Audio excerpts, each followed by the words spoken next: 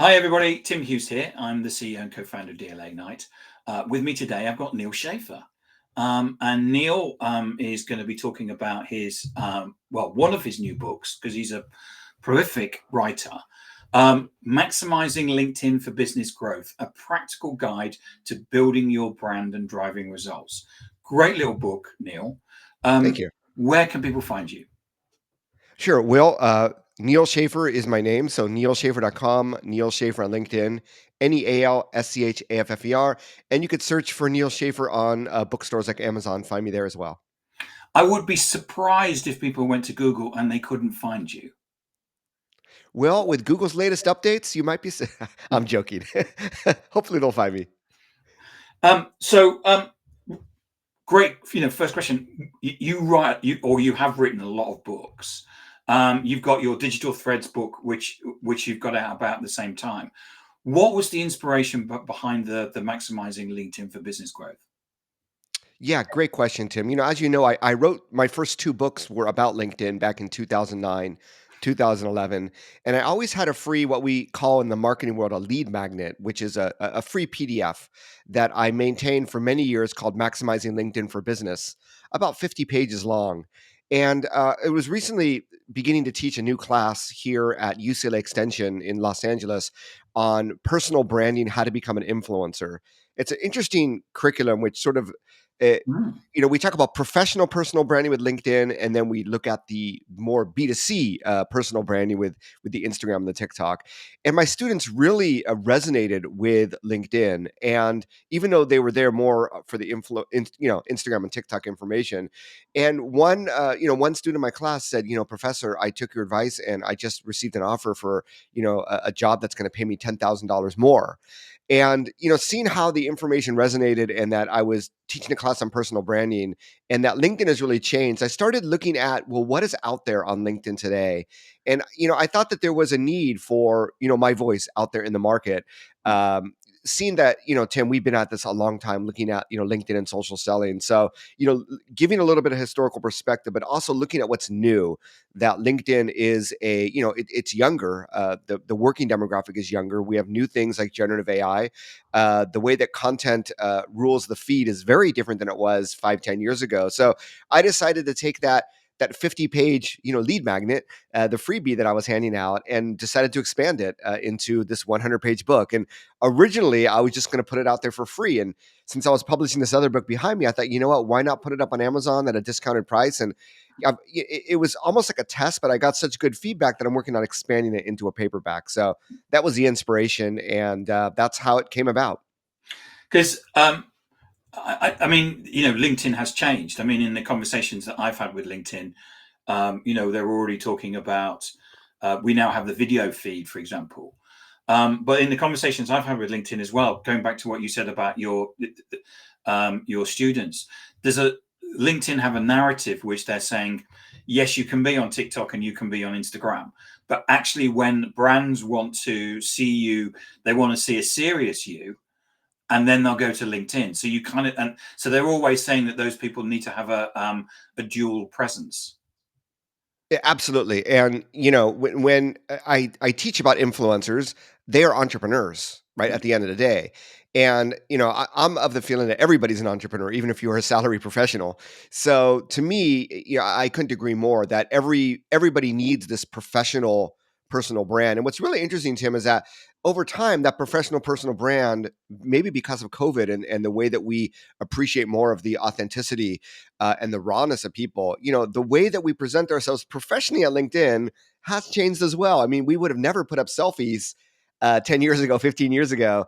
But today it's become very commonplace and very accepting when done in the right way, right? So not only has the network changed, the people joining it changed, but the way that we're publishing and consuming content has also changed. So I mean, I'm interested in what you're saying about LinkedIn evolution, because you have changed the book, and you've changed what you've actually written in it. So how do you see LinkedIn now when it's connected to someone's business strategy? Wow, I mean, LinkedIn becomes the center of one's professional life, right? And whether you are in sales or marketing, looking for a job, not looking for a job, it really is the place where people are connecting. And more importantly, I think it's a place where information can be had, no matter what profession you're in, no matter what information you're seeking or just keeping up in the news. LinkedIn has just become this invaluable place where more and more people are contributing to that narrative that I think can help everybody. I also think it's, getting back to the concept of the personal brand.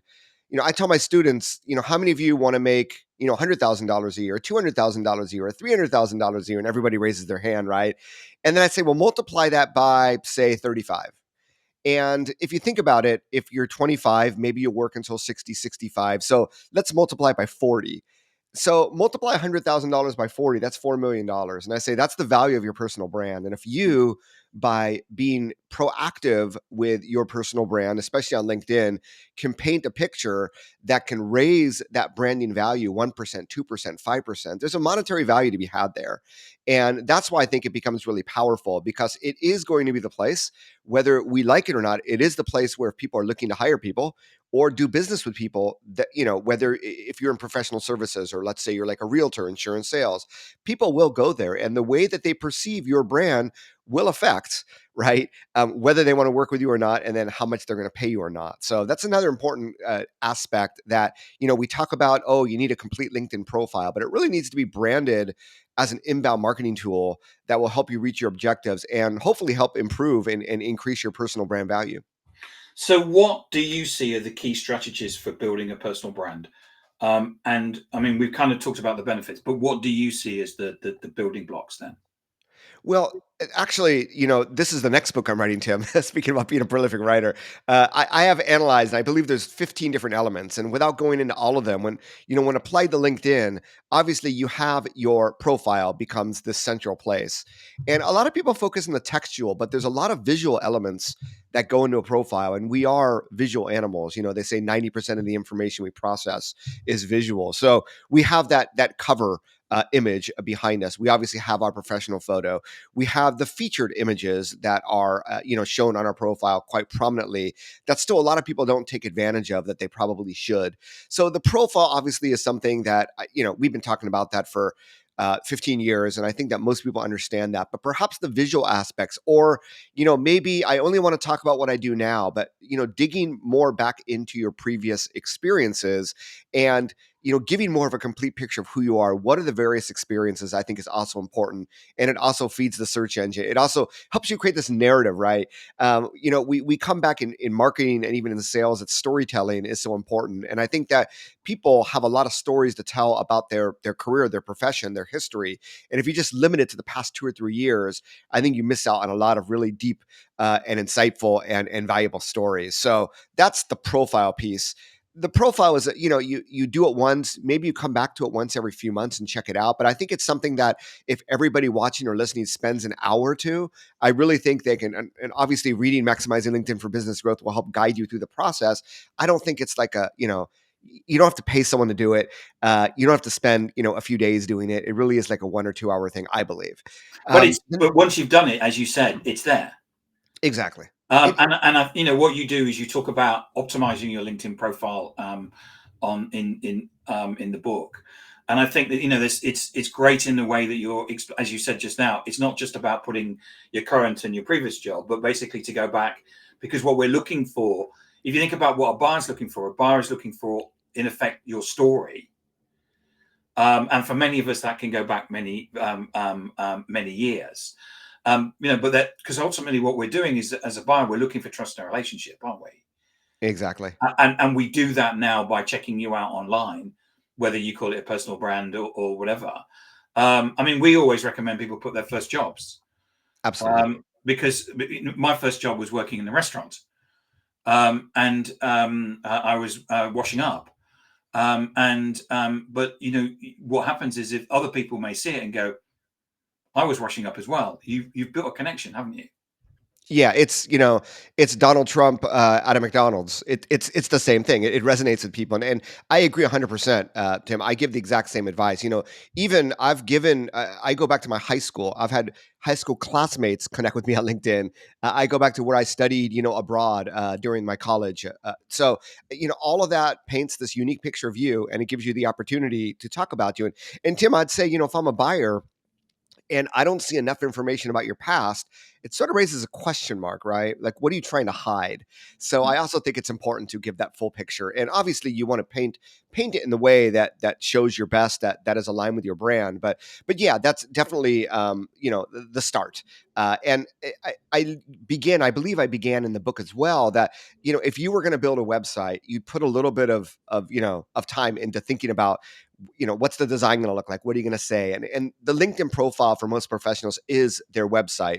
If you don't have your own personal website, if someone was to search for you on Google, probably your LinkedIn profile is going to be near the top. So consider it your personal website and just put enough time into it and energy and thoughtfulness to, treat it as your professional website for the rest of your life. One of the things that I really liked, Neil, was the fact that you actually have recommendations fairly high up in the list of things that you need to be working on, because quite often they're seen as an afterthought. Hmm. Why have you? Why? I mean, it's chapter 5 rather than chapter 8. So why are you looking and suggesting to people about recommendations? Yeah, I looked at other, books in the market. I looked back at my own books and I tried to think of, what are the 10 most important things here, which is why there's basically 10 chapters.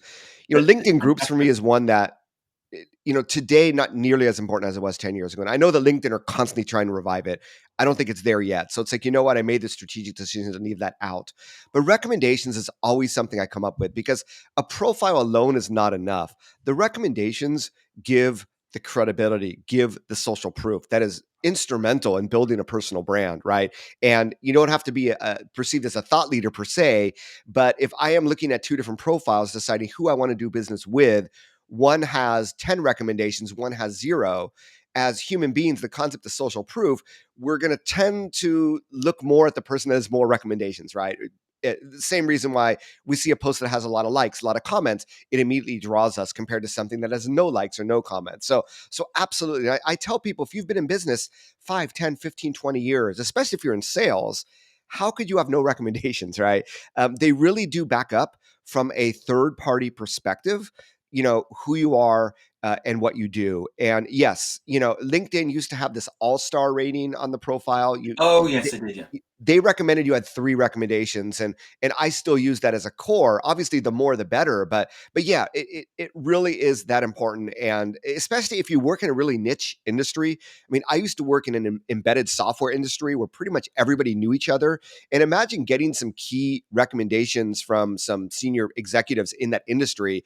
Everybody looking at that recommendation would understand who that person is and the weight that it carries. So yeah, recommendations definitely is something that a lot of people don't put enough weight into. But once again, it's not, you don't have to do this on a regular basis. Although if you're in professional services, if you're a consultant, I would highly recommend that at the end of every, project that you do, you ask for that recommendation. But take a little bit of time and reach out to people from your career that you've worked with, that you've worked under, and let them know how important it is for you to build up some recommendations in your profile. That's usually a way to get that started, to get 1 or 2 or 3 recommendations. And you don't need a lot, like I said, but hopefully you make it part of a routine that when you work with a company, you work with a boss, or you work as part of some organization, that you regularly, routinely ask for those recommendations to keep building up your credibility in your market.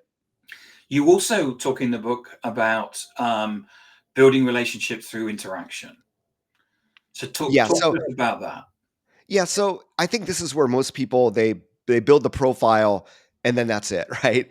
And They really walk the away. magic happens, I think, in 2 different areas on LinkedIn. One is definitely through the engagement with others.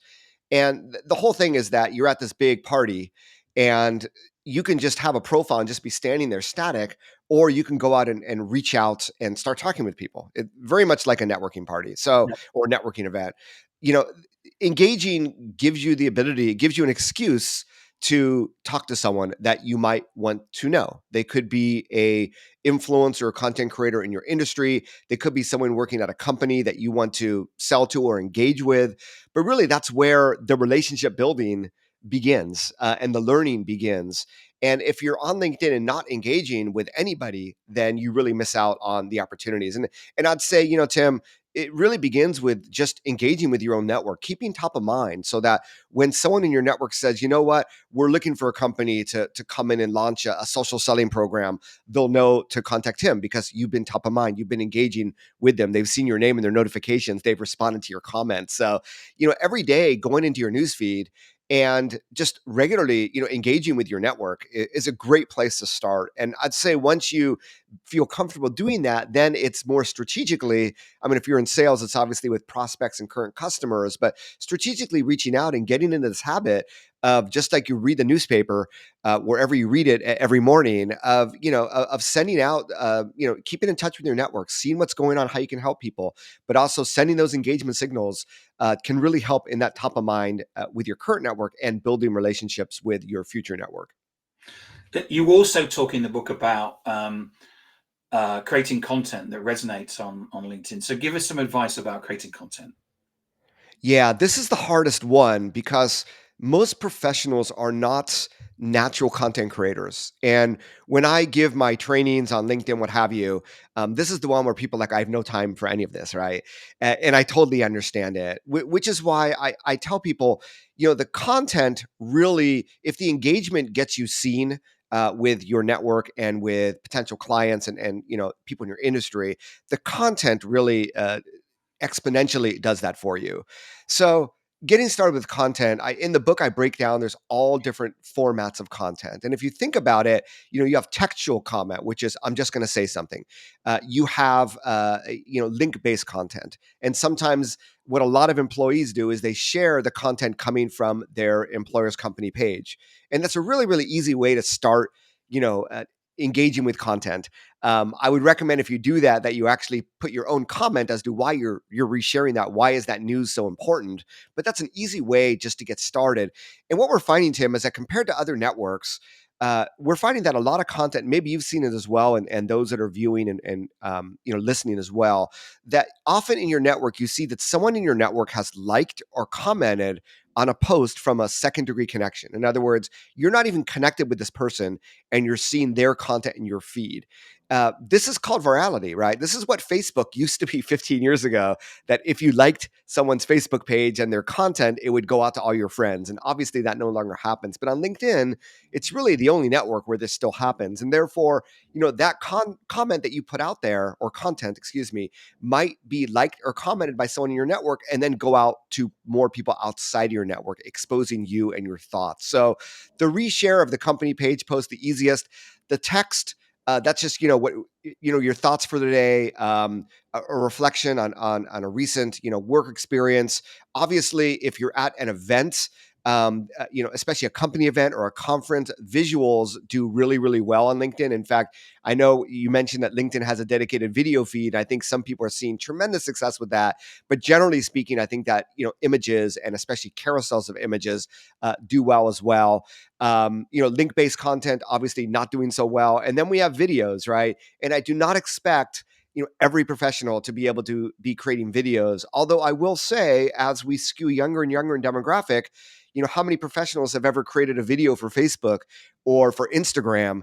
I think that number is only increasing in time, and that people will feel more comfortable with video. But it's really about that getting back to your personal branding. What do you want to talk about? What is your brand about? What is your niche? What is your profession? What advice do you want to share? And I always recommend, if you still don't quite know what you want to share, what you want to talk about, is find your role models. Do searches for people in your industry. Look at their profiles. You can go to their activity tab or activity, section, and look at all the content that they published. And I think that will really inspire you to say, okay, that's something that I can talk about. Or you know what?